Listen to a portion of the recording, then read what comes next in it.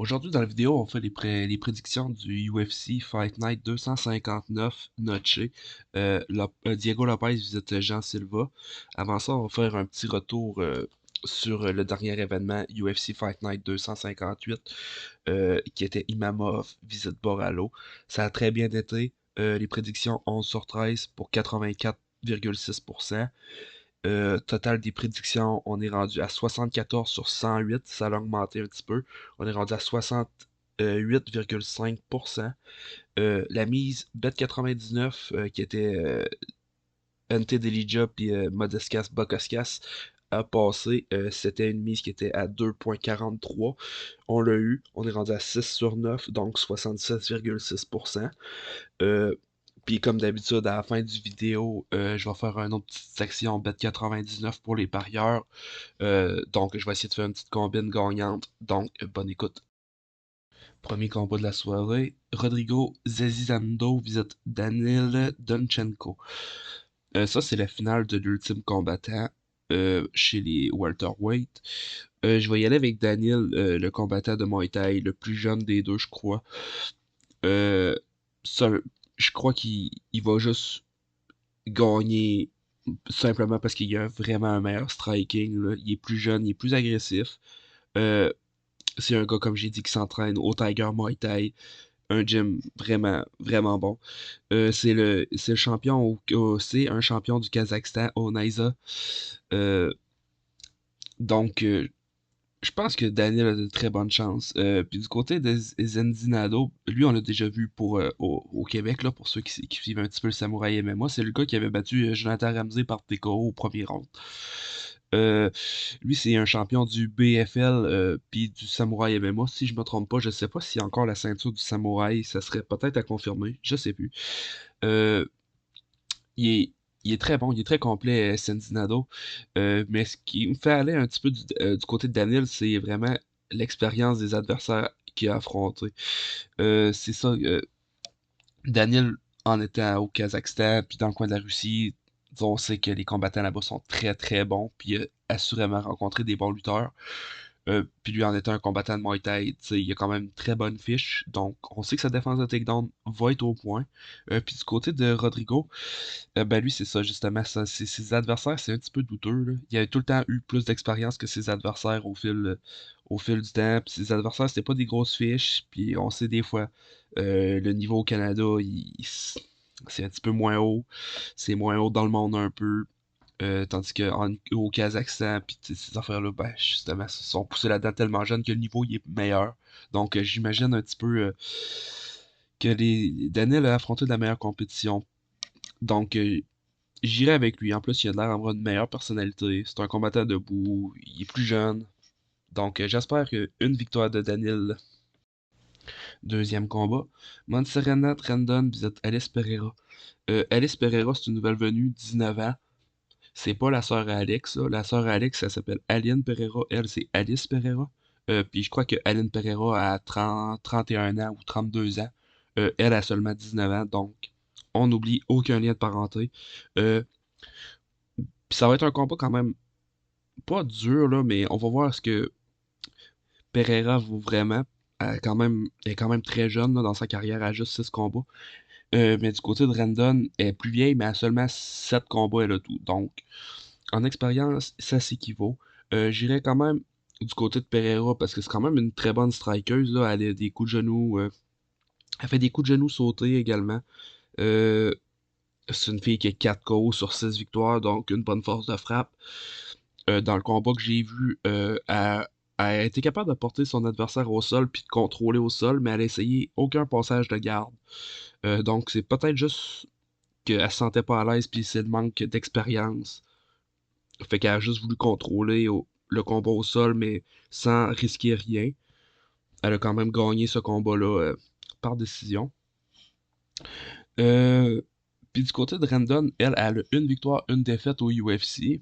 Elle a perdu son dernier combat contre Daria Zelendzakakova, quelque chose du genre.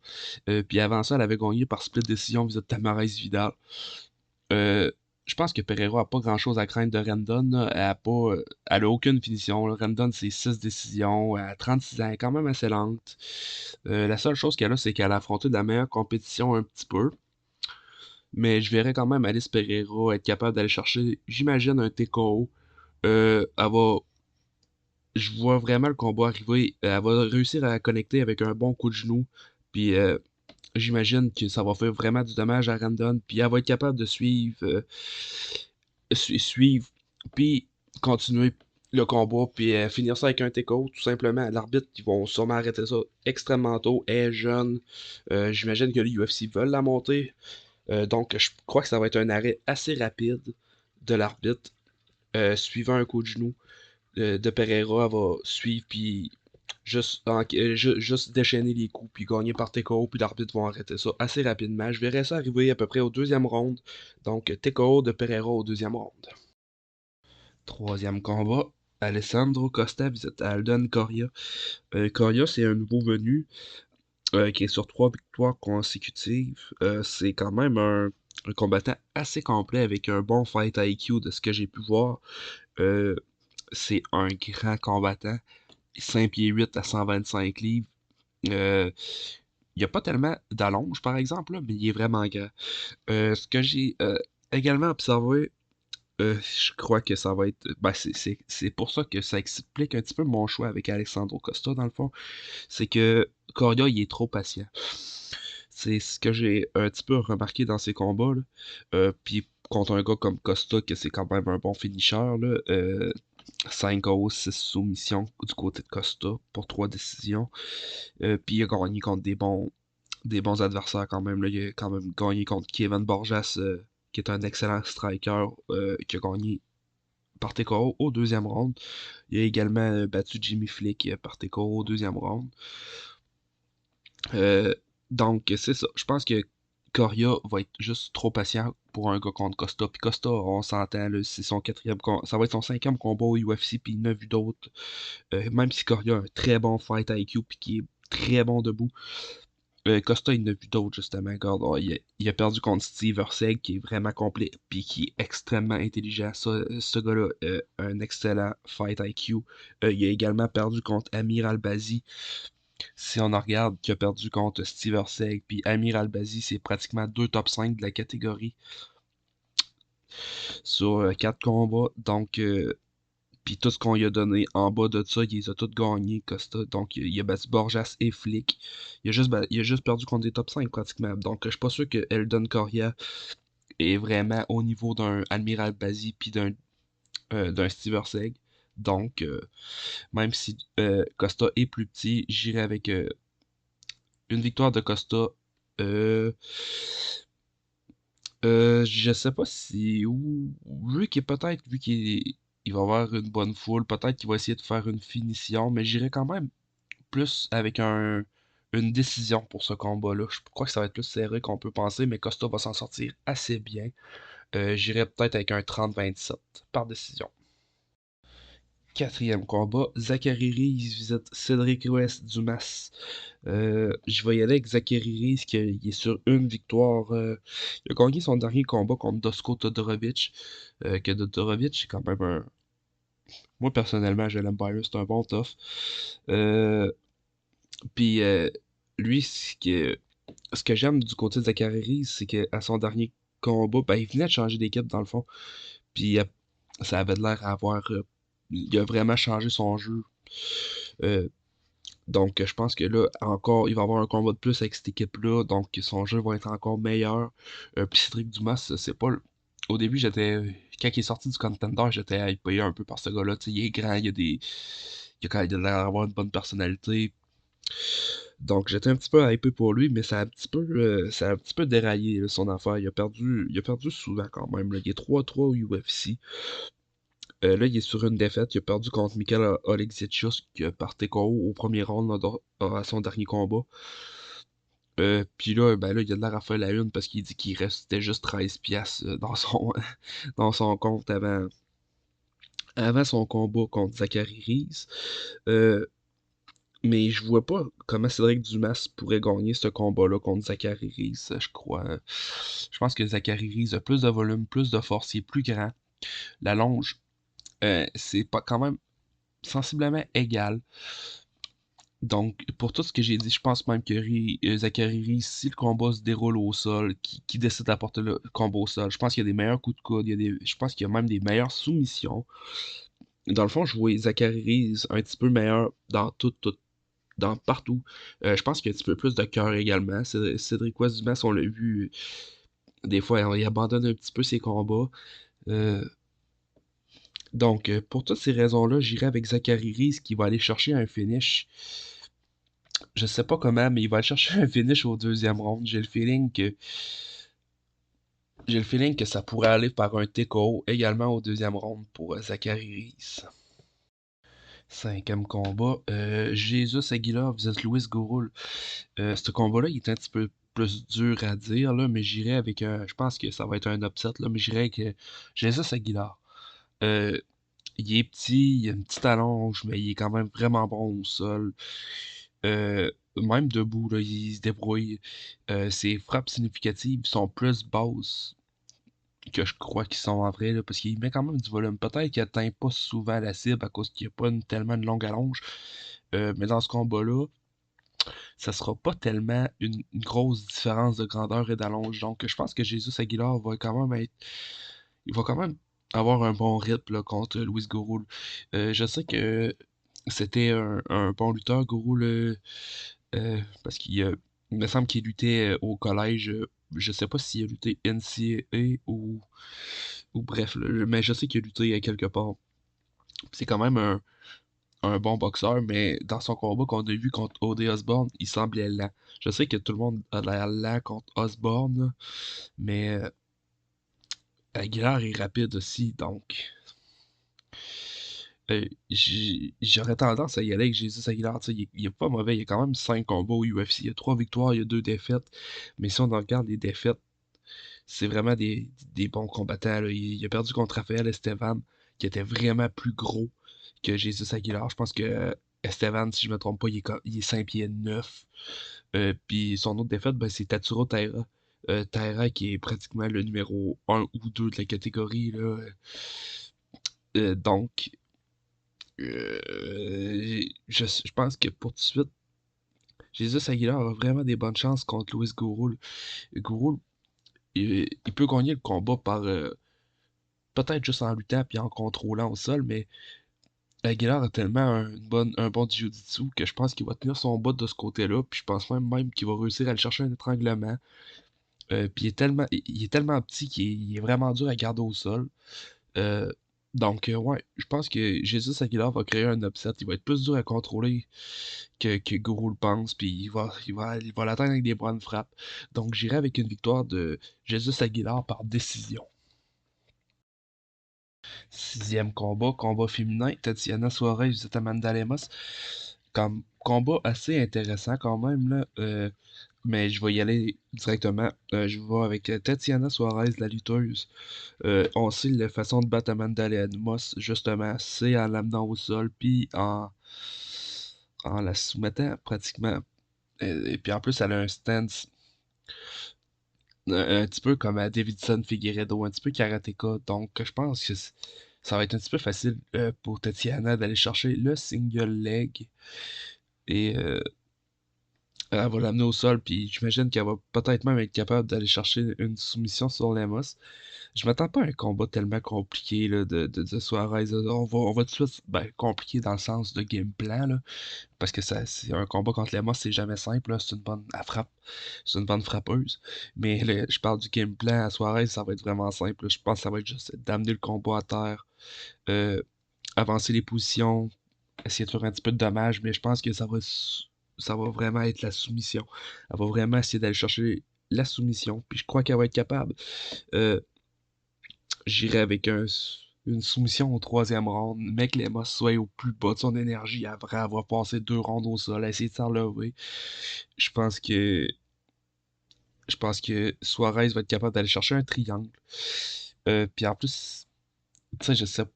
Pour moi, ça a un petit peu pas rapport, mais ça va être une petite motivation pour elle, là. Elle va vouloir venger un petit peu la défaite de son mari Pachimix, qui a vraiment mal paru. Elle va arriver, puis elle va vouloir bien paraître. Euh, je pense que pour elle, ça va être une petite motivation. Elle est plus jeune en plus.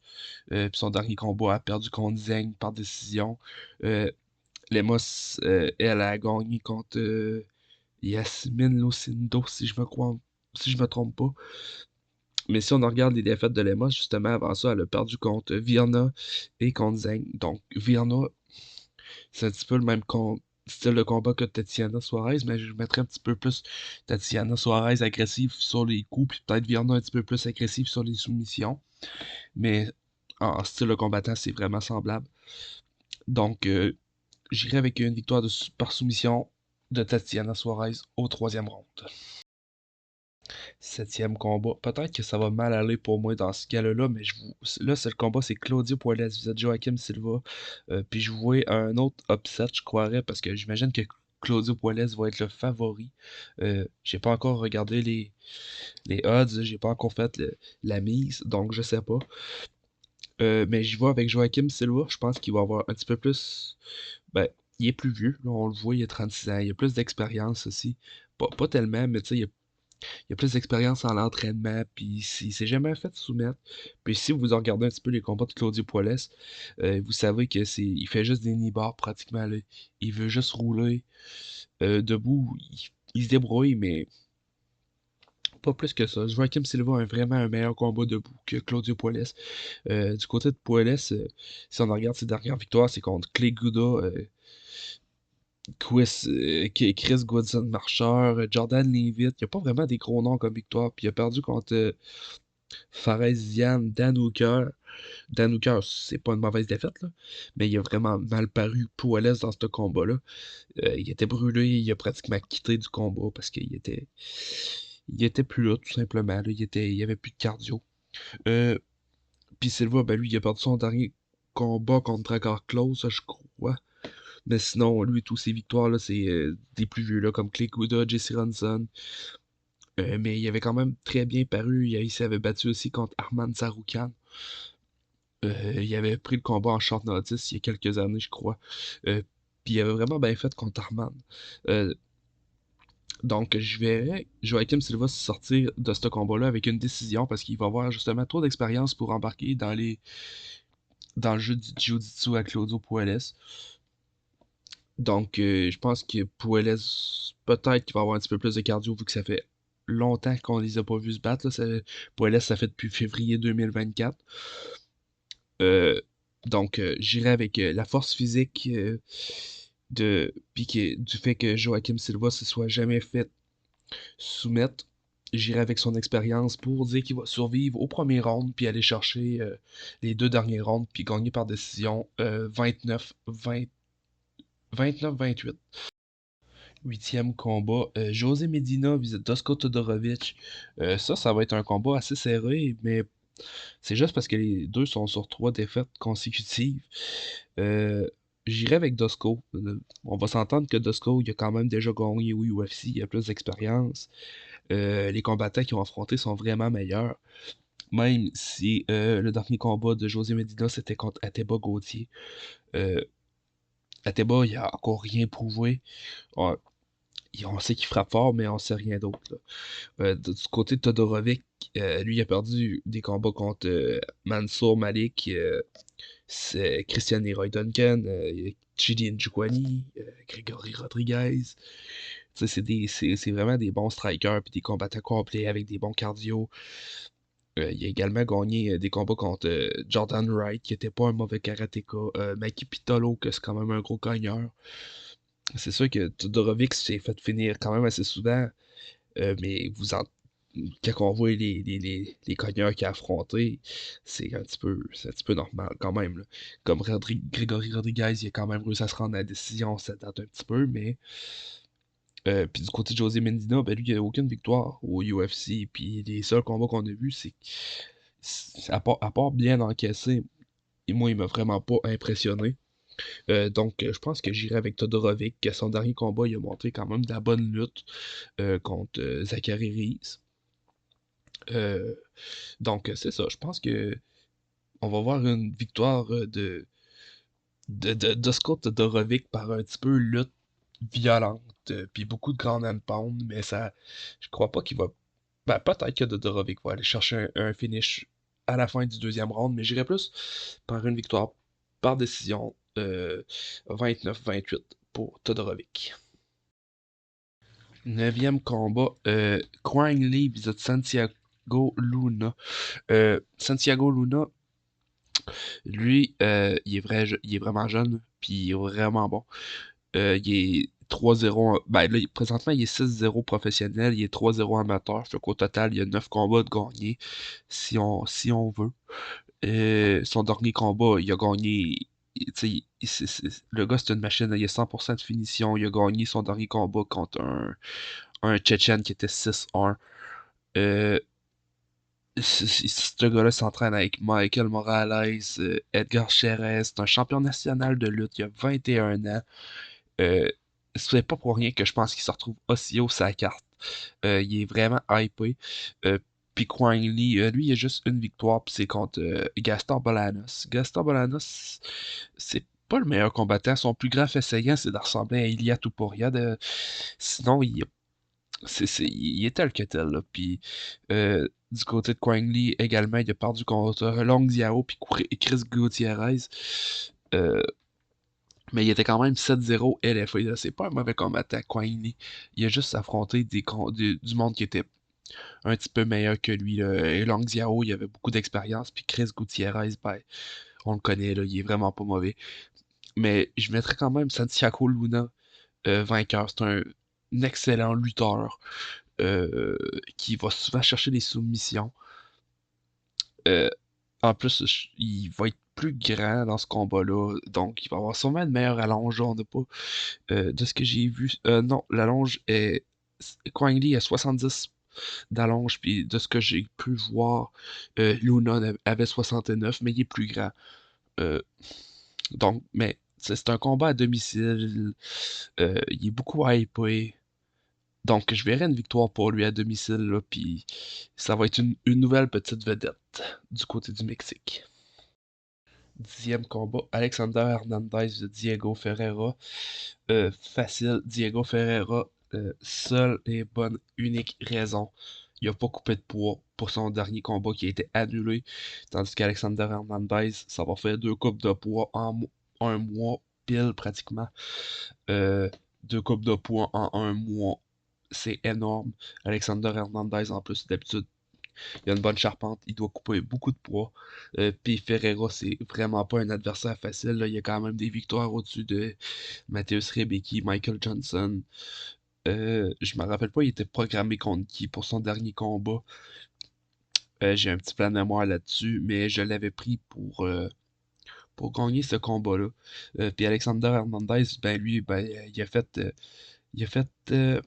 il m'a fait manquer une de mes mises parce que j'avais mis Chase Hooper, que je pense, qui était le plus gros favori de la carte. Puis Alexander Hernandez, ben, il me knocké en même temps que Chase Hooper à la fin du premier round. Il a mis mon parler KO. Euh, Fait que là, pour ça, j'espère que Diego Ferreira va prendre une revanche pour moi. Mais plus sérieusement, deux copes de poids en dedans d'un mois, euh, je trouve que c'est vraiment beaucoup trop. Euh, Puis, comme que je dis, Ferreira, c'est un adversaire ultra complet, imprévisible. Il a une bonne force de frappe. Il y a des grosses victoires. Donc, c'est vraiment pas facile pour Hernandez. Chapeau à lui s'il il va sur une quatrième victoire consécutive en gagnant ce combat-là. Deux combats en un mois, ça serait tout un exploit pour sa part, mais je le vois pas. Je vois pas ça venir pantoute. 11e combat. Kevin Gastelum, vous êtes Dustin Stolfus. Je vais y aller avec Gastelum, plus d'expérience. 24e combat au UFC. Stolfus, ça va être son 10e, je crois. Il fait 3-6 au UFC. Il est sur une défaite. Il a perdu son dernier contre Nursultan Rossiboev. Sinon, avant ça, il avait gagné contre notre Québécois Marc-André Barrio par KO. Mais Stallfuss, c'est pas un très bon adversaire. Ben, pas que c'est pas un très bon combattant, je trouve, là, personnellement. Il a une grosse force de frappe, il est bon debout. Euh, Même s'il y a plus de soumission que de KO, je crois qu'il est vraiment meilleur debout parce il est quand même explosif, là, mais il est un petit peu lent.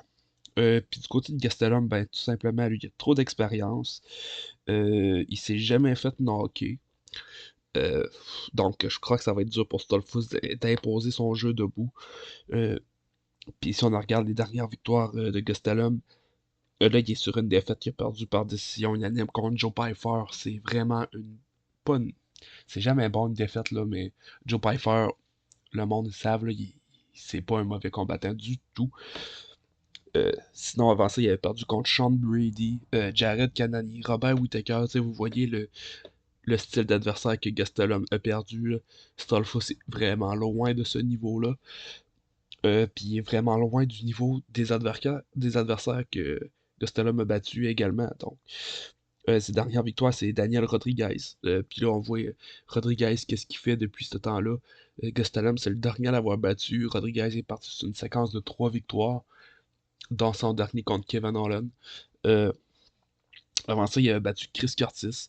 Chris Curtis également, il est quand même sur une bonne séquence, si je me trompe pas. Quand même, puis c'est un excellent boxeur, là, tout le monde le sait. C'est un des meilleurs boxeurs. Donc, puis même debout, ben, même au sol, Gastelum, il est vraiment bon. Je pense pas que Stolfus ait le niveau pour le soumettre. Donc, j'irais pour une victoire par décision de Gastelum. 12e combat, Rafa Garcia visite Jared Gordon. J'y vais avec Jared Gordon. Je pense qu'il est meilleur tout simplement dans tous les domaines, même en lutte. Euh, Rafa Garcia, gifted, comme qu'on dit, à part la seule affaire que je trouve qu'il est gifted, c'est vraiment les adversaires qu'on lui donne. Parce que sinon, techniquement, moi, je le trouve pas tellement bon. Là. Il y a une fiche de 5-4 au UFC. Il y a quand même beaucoup de soumissions en carrière. Mais si on regarde les adversaires qu'il a affrontés, il a gagné par décision unanime contre Vince Pichel. Vince Pichel, qui était le combattant le plus âgé du UFC. Avant ça, il y avait une victoire sur Clay Guda. Qu'on sait que Guda est pratiquement à 41 ans ou 40 ans également. Il y a eu une petite victoire contre Machete, qui est un petit peu plus jeune, mais c'est le seul. Sinon, il y a eu Jesse Ronson avant ça. Même dans ses défaites, il a perdu contre Graham Dawson. Graham Dawson a 38 ans, si je me trompe pas. Même présent, si on regarde le combat, Jared Gordon a 37 ans. Donc, il affronte vraiment des combattants en haut de 35-36 ans toujours. Euh, Out of prime, si on veut. Mais là, Jared Gordon, lui, il est encore dans son prime. Il est sur une victoire contre Thiago Moises. Sinon, avant ça, il avait perdu par split décision contre Nasrat Akparas. Avant ça, il y avait par split décision contre Akparas. C'est vraiment pas mauvais. Akparas est vraiment bon. Marco Manson, euh, Jared Gordon le beat TKO au premier round. Avant ça, sinon, il y avait une décision. Il a perdu contre Paddy Pimblett. Puis même ce combat-là, ça avait été jasé. Tout le monde s'en rappelle. Il y a eu un no contest contre Bobby Green.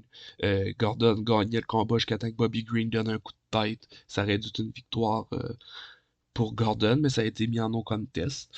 Euh, donc, si on regarde, il perd vraiment pas beaucoup. Sa seule vraie défaite, c'est contre Akparas, puis il a perdu par split décision. Paddy, on aurait pu lui donner. Bobby Green, il gagnait. Donc, j'y vais avec Jared Gordon, qui je pense qu'il va être meilleur partout que Rafa Garcia. Je crois pas qu'on va voir un finish, par exemple. Là. Donc, j'irai avec une victoire par décision 29-28 Viconto Mexique. J'imagine qu'ils vont donner un round à Rafa Garcia, un round serré. Mais je verrai quand même Jared Gordon aller chercher la décision. 13e combat, co-main event. Rob Fun visite David Martinez. Ça, c'était pas un combat qui était prévu à la base. Rob Fun était censé affronter Raúl Rosa Jr., je crois. Puis David Martinez était contre Lee qui était au début du gala. Euh, Ça, je vais y aller avec le vétéran Rob Fun, là, plus d'expérience, meilleure compétition. plus habitué au stress, mais plus grande allonge, plus grand, plus tout au final. Mais ça sera pas, c'est pas pour ça que c'est pas David Martinez, c'est un mauvais combattant. C'est juste que il est sur 8 victoires. Mais si on regarde la compétition qu'il a affrontée, euh, il a, il a gagné contre Simon Oliveira par contre au premier round, mais Simon Oliveira, il en revenait d'une blessure depuis 2 ans, donc on peut mettre un petit astérix là, c'est pas. Sinon, ça va être juste son deuxième combat au UFC, puis Rob Font contre deuxième combat, c'est pas la chose idéale du tout, là. Mais David Martinez, c'est un excellent kickboxer. Il est ultra complet aussi. Il se débrouille bien au sol. Il a un bon volume. C'est juste que c'est trop tôt pour lui. Donc, j'irai quand même avec une victoire pas facile parce que s'il tombe dans le jeu du striking, si Rob Font tombe dans le jeu du striking trop facile avec David Martinez, il peut se faire surprendre parce que Martinez est vraiment bon. Mais si avec l'expérience, je pense qu'il va arriver avec un bon fight IQ, puis juste aller chercher une décision sans trop pousser, sans trop prendre de risques. Aller chercher une décision 30-27 ou peut-être 29-28. Euh, Peut-être que Martinez va sortir vraiment fort au premier round, beaucoup d'énergie devant ses fans. Euh, Peut-être c'est possible pour lui d'aller chercher un premier round. Mais ça va être dur d'aller chercher le deuxième et troisième devant un vétéran comme ça. Donc j'irai avec une victoire par décision de Rob Font. Dernier combat de la soirée, main event, Diego Lopez de Jean Silva. Ça va être un excellent combat. J'y vais avec Jean Silva, même si les fighting nerds sont en chute libre, si on peut dire, sont sur une mauvaise séquence. Mais j'ai toujours pensé que Jean Silva était le meilleur, puis que c'est lui qui allait se rendre à la ceinture avant les autres, parce que c'est le plus complet. On l'a vu lors de son dernier combat. On pensait peut-être qu'il était juste bon debout, avec une grosse force de frappe. Finalement, il a l'air vraiment bon au sol, vraiment explosif également. On l'a vu dans sa victoire contre Bryce Mitchell. Sinon, avant ça, il avait gagné contre Bagdasaryan par TKO au premier round. Il a gagné contre Drew Dober, Charles Jourdain qui avait jamais été mis knockout. C'est le seul à avoir battu Kevin Vallejo. Euh, J'aime vraiment Diego Lopez, mais sa victoire contre Brian Ortega par décision, c'est pas que ça vieillit mal, mais on a vu, je pense que la victoire de Sterling était plus convaincante que la victoire de Ortega, là. Ouais, que la victoire de Lopez. Sa victoire contre Dan Hagee, ça a été bon à cause des changements de poids et tout, ça c'est comprenable. Sodiq Youssouf puis Pat Sabatini, ils ont tous les deux knockés au premier round. Sinon, il a perdu son dernier combat contre Volk, puis contre Evloev avant ça. Donc, moi, j'y vais avec Silva, simplement parce que si on en regarde mettons, dans l'histoire de Diego Lopez, il y a toujours un petit peu de misère contre les combattants qui sont plus petits.